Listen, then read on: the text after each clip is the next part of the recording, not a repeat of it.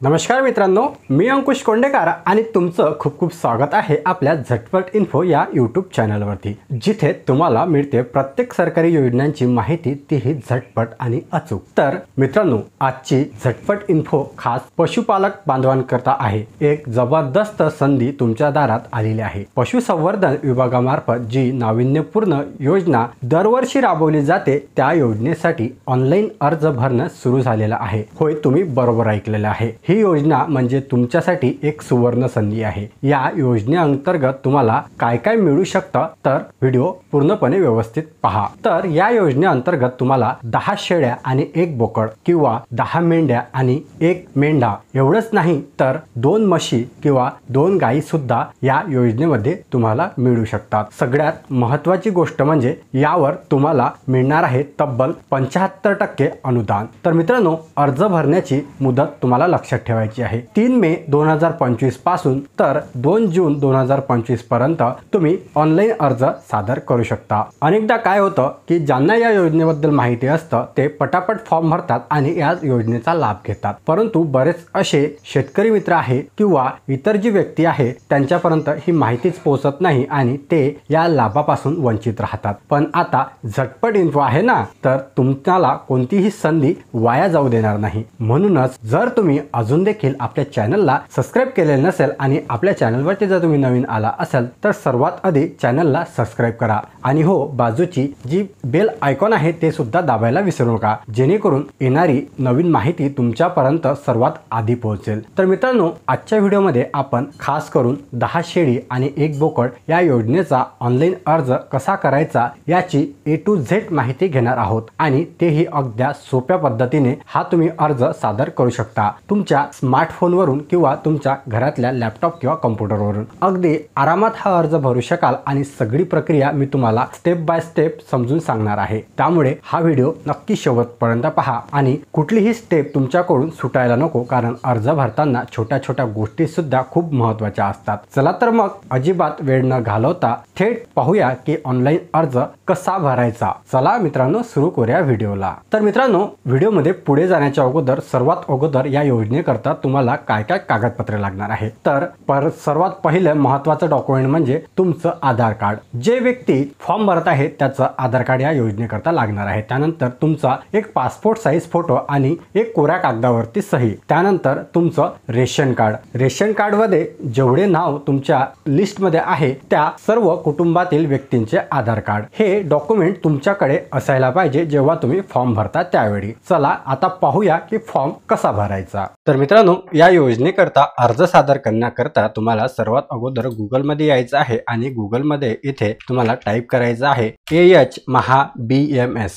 अशा प्रकारे टाईप केल्यानंतर तुम्हाला एक वेबसाईट जी आहे ते पाहायला मिळेल, ज्याचा ॲड्रेस तुम्हाला डिस्क्रिप्शन बॉक्समध्ये त्याच्या स्क्रीनवरती दिसत असेल। AH.MAHABMS.com या वेबसाईटला तुम्हाला ओपन करायचे आहे। बघा, अशा प्रकारची ही वेबसाईट ओपन होईल आणि इथे आल्यानंतर तुम्हाला सर्व काही ज्या योजना पशुसंवर्धन विभागामार्फत राबवल्या जात आहे त्या सर्व योजनांची माहिती इथे तुम्हाला पाहायला मिळणार आहे। सोबतच अर्ज केल्यानंतर तुमचा अर्जाचा वर्कफ्लो कशा प्रकारे असणार आहे, म्हणजे तुमची अर्जाची पडताळणी कशा प्रकारे होणार आहे ते सुद्धा इथे पाहायला मिळणार आहे, ज्यामध्ये तुम्हाला अर्जदार, अर्ज नोंदणी, त्यानंतर योजनेसाठी अर्ज करायचा आहे, त्यानंतर प्रणालीद्वारे तुमच्या पात्र लाभार्थ्याची यादी जी आहे ते तयार केली जाईल आणि त्यानंतर जर प्राथमिक निवड जे आहे ते केलं जाईल। जर तुमच्या अर्जामध्ये काही स्क्रुटिनी असेल, म्हणजे तुमच्या अर्जामध्ये काही चूक असेल, ते सुद्धा इथे तुमच्या लॉगिन स्क्रीनमध्ये पाहायला मिळेल आणि अर्जदारांची त्यानंतर निवड झालेल्या अर्जदारांची कागदपत्रे अपलोड करून अंतिम यादी जी आहे ते इथे प्रसिद्ध केल्या जाईल। तर इथे कोणकोणत्या योजना राबवल्या जात आहेत त्या सुद्धा इथे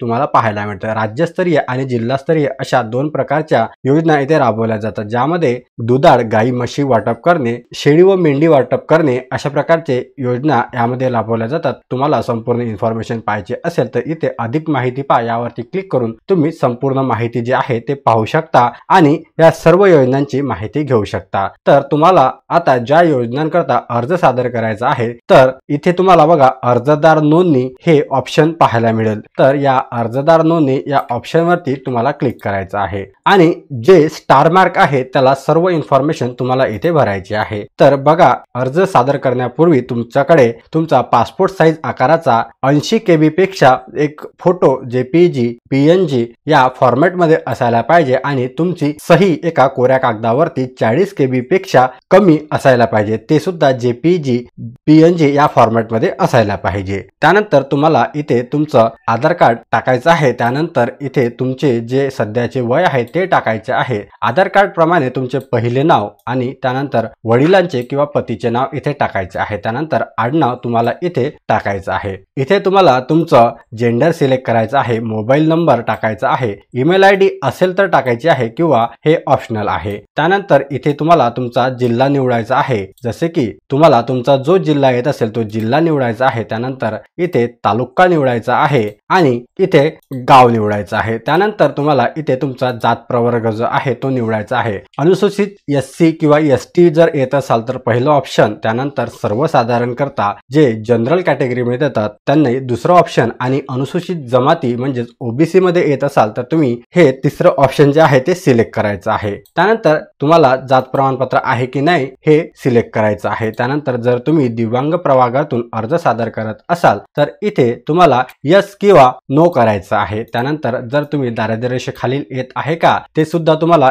होय किंवा नाही करायचं आहे। त्यानंतर तुमची शैक्षणिक पात्रता काय आहे, प्राथमिक म्हणजे 4थी पर्यंत, माध्यमिक म्हणजे तुम्ही 10वी पर्यंत शिक्षण घेतलेलं आहे आणि उच्च माध्यमिक म्हणजे तुम्ही 10वी पुढील शिक्षण घेतलेलं आहे। जे काही तुमचं शिक्षण असेल ते तुम्हाला इथे सिलेक्ट करायचं आहे। त्यानंतर तुमच्याकडे 8चे किती क्षेत्रफळ आहे आणि ते जर भरायचे असेल तर तुम्ही इथे भरू शकता किंवा हे ऑप्शनल आहे। त्यानंतर राशन कार्ड नंबर तुम्हाला इथे टाकायचा आहे। राशन कार्ड नंबर टाकताना तुम्हाला इथे तुमचा 12 अंकी राशन कार्ड नंबर जो आहे तो टाकायचा आहे। जर तुम्हाला माहिती नसेल तर तो तुम्ही मेरा राशन या ॲपच्या मदतीने काढू शकता किंवा तुम्ही तुमच्या रेशन दुकानदाराला सुद्धा हा नंबर विचारू शकता। त्यानंतर तुम्हाला बँकेचे नाव, खाते क्रमांक, बँकेचा IFSC कोड, शाखा हे सर्व इथे भरायचं आहे। त्यानंतर तुमचा फोटो जो आहे तो अपलोड करायचा आहे। चूज या फाईलवरती सिलेक्ट करून तुमचा फोटो अपलोड करायचा आहे, अर्जदाराची स्वाक्षरी अपलोड करायची आहे आणि त्यानंतर तुम्हाला तुमच्या कुटुंबातील व्यक्तींची माहिती भरायची आहे। तुमच्या राशन कार्डवरती जेवढे नाव आहे म्हणजे तुमच्या राशन कार्डवरती जेवढ्या व्यक्तींचे नाव आहे तेवढ्या सर्व सदस्यांची माहिती इथे तुम्हाला भरायची आहे। त्यामध्ये तुमचं नाव सोडून म्हणजे ज्या व्यक्तीच्या नावाने तुम्ही अर्ज करत आहात ते नाव सोडून बाकीच्या इतर व्यक्तींची, सदस्यांची नावे इथे भरायची आहे। त्यामध्ये तुम्हाला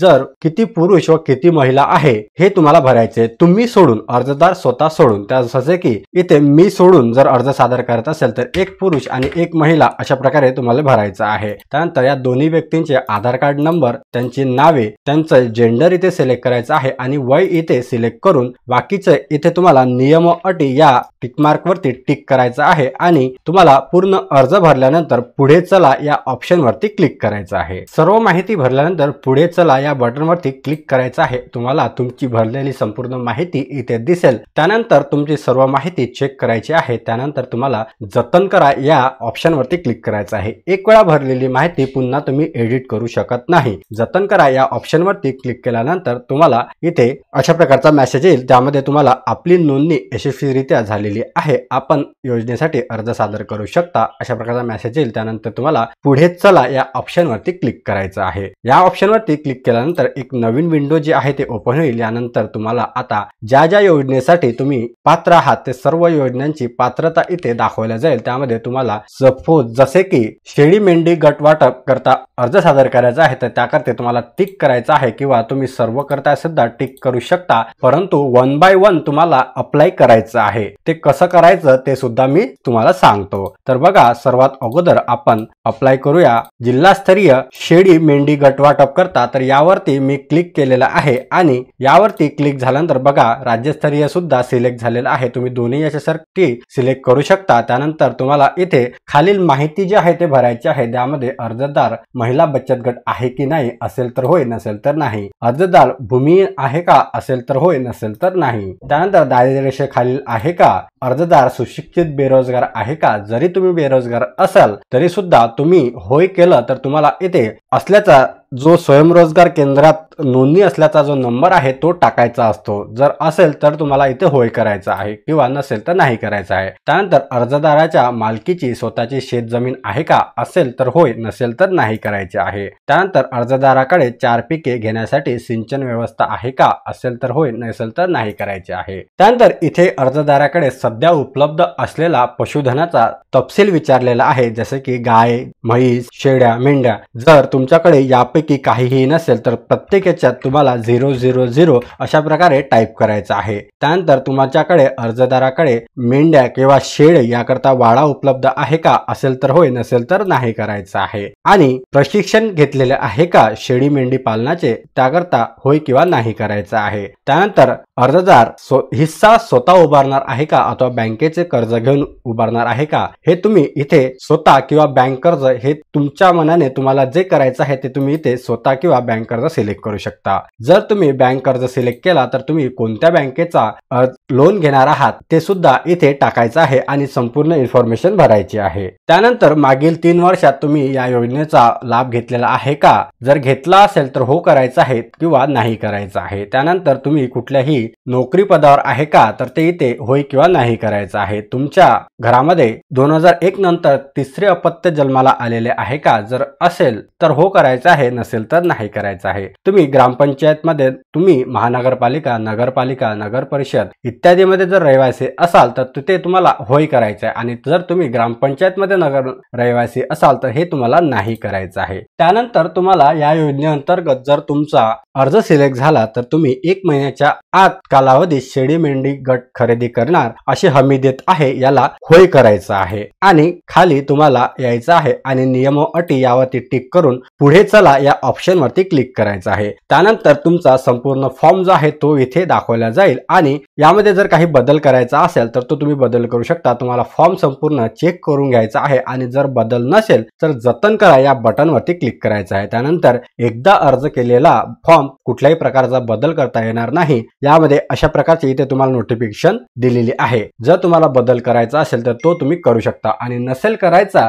तर तुम्हाला मला मान्य आहे या बटन वरती क्लिक करून जतन करा या ऑप्शन वरती क्लिक करायचं आहे। त्यानंतर तुमचा फॉर्म जो आहे तो सबमिट होऊन जाईल आणि बघा अशा प्रकारची एक रिसिप्ट आहे ते तुमच्या समोर पाहायला मिळेल। याची तुम्हाला प्रत काढायची आहे, म्हणजे प्रिंट आउट घ्यायची आहे, तर तुम्हाला प्रत काढा या ऑप्शन वरती क्लिक करायचं आहे। त्यानंतर सुद्धा तुम्हाला हा फॉर्म तुम्ही जो भरलेला आहे तो कसा डाउनलोड करायचा ते सुद्धा मी तुम्हाला या व्हिडिओमध्ये सांगणार आहे। एवढे झाल्यानंतर बघा आपण योजना कोणती सिलेक्ट केलेली आहे, तर जिल्हास्तरीय योजना शेळी मेंढी गट वाटप करणे याकरता सिलेक्ट केलेला आहे। त्यानंतर तुम्हाला पुढे चला या ऑप्शन वरती क्लिक करायचं आहे। त्यानंतर तुम्हाला आता राज्यस्तरीय करता सुद्धा अप्लाय करायचं आहे का, जर करायचं असेल तर पुढे चला या ऑप्शन वरती क्लिक करायचं आहे। त्यानंतर तुम्हाला इथे राज्यस्तरीय जे आहे ते सिलेक्ट केलेलं पाहायला मिळेल। त्यानंतर परत जी माहिती आपण अगोदर भरलेली होती होय नाही सर्व काही इन्फॉर्मेशन ते परत एकदा भरून संपूर्ण इन्फॉर्मेशन भरून परत तुम्हाला अर्ज जो आहे तो फक्त सादर करायचा आहे। वरील आपण जे अगोदर इन्फॉर्मेशन भरलेली होती जे सर्व तशीच्या तशीच राहणार आहे। फक्त तुम्हाला ज्या योजनेकरता परत अर्ज करायचा आहे त्या योजनेकरता तुम्हाला फक्त टिक मार्क करून हे पुढील इन्फॉर्मेशन भरून परत एकदा जो फॉर्म आहे तो सबमिट करायचा आहे आणि त्याची सुद्धा रिसिप्ट जी आहे ते जनरेट करायची आहे। मी तुम्हाला पटापट करून दाखवतो। बघा सेम इन्फॉर्मेशन जे आहे ते राज्यस्तरीय योजनेकरता सुद्धा तुम्हाला भरायची आहे। त्यानंतर तुम्हाला इथे पुढे चला या ऑप्शन वरती क्लिक करून हा जो फॉर्म आहे तो परत सबमिट करायचा आहे। त्यानंतर त्याची सुद्धा रिसिप्ट तुम्हाला जनरेट करायची आहे। जर तुमचा फॉर्म इथे काही सर्व्हर प्रॉब्लेम मुळे किंवा कशामुळे आणखी काही योजनेमध्ये जर तुम्हाला परत भरायचा आहे तर तो कसा भरायचा एकदा लॉग आउट झाल्यानंतर ते सुद्धा मी तुम्हाला सांगतो। तर बघा परत जर एखाद्या योजनेकरता जसे की गाई म्हशी करता तुम्हाला असं वाटत आहे की अर्ज सादर करायचा आहे तर तुम्ही परत सुद्धा अर्ज सादर करू शकता। जी अगोदर भरलेली माहिती आहे त्याच अर्जामध्ये हा अर्ज ऍड करू शकता। तर यामध्ये तुम्हाला बघा आपण या अगोदर अर्ज नोंदणी करा या ऑप्शन वरती क्लिक करून अर्ज सादर केलेला होता। यासाठी तुम्हाला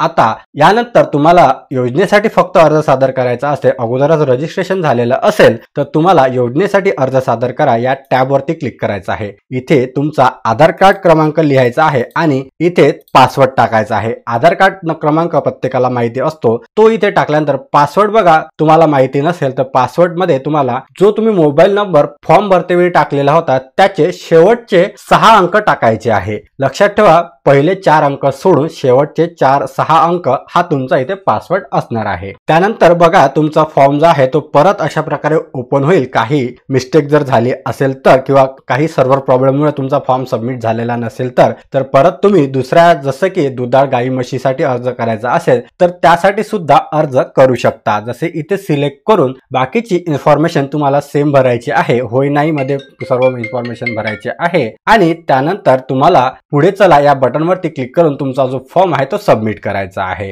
यानंतर तुम्ही जेवढेही अर्ज केलेले असेल ते अर्ज कशा प्रकारे डाउनलोड करायचे ते सुद्धा इथे मी तुम्हाला सांगतो. तर बघा इथे केलेले अर्ज अशा प्रकारची टॅब तुम्हाला दिसत असेल तर या ऑप्शन वरती क्लिक करायचं आहे. त्यानंतर तुमचा आधार क्रमांक आणि पासवर्ड मी तुम्हाला सांगितलेला आहे की मोबाईलचे शेवटचे 6 अंक जो तुम्ही फॉर्म भरतेवेळी दिलेला होता तो इथे टाकायचा आहे आणि लॉग इन करा या बटनवरती क्लिक करायचं आहे. बघा इथे जर एकापेक्षा जास्त अर्ज सादर केले तर सर्व अर्ज तुम्हाला इथे 1 बाय 1 पाहायला मिळेल. त्यानंतर अर्जाच्या समोर प्रत काढा अशा प्रकारचं ऑप्शन दिसेल, यावरती क्लिक करायचं आहे. संपूर्ण तुम्ही भरलेला फॉर्म तुमच्या इन्फॉर्मेशन आणि फोटो सहित दिसेल. तो फॉर्म इथे तुम्हाला पाहायला मिळेल. त्यानंतर प्रत काढा या बटनवरती क्लिक करून या फॉर्मची तुम्ही PDF मध्ये सेव्ह करून ठेवू शकता किंवा तुमच्याकडे जर डायरेक्ट प्रिंटर असेल तर त्याची प्रिंट सुद्धा काढून घेऊ शकता. तर अशा प्रकारे तुम्ही भरलेल्या फॉर्मची जे प्रिंट आउट आहे ते काढून घेऊ शकता. तर मित्रांनो, अशा पद्धतीने तुम्ही पशुसंवर्धन विभागामार्फत ज्या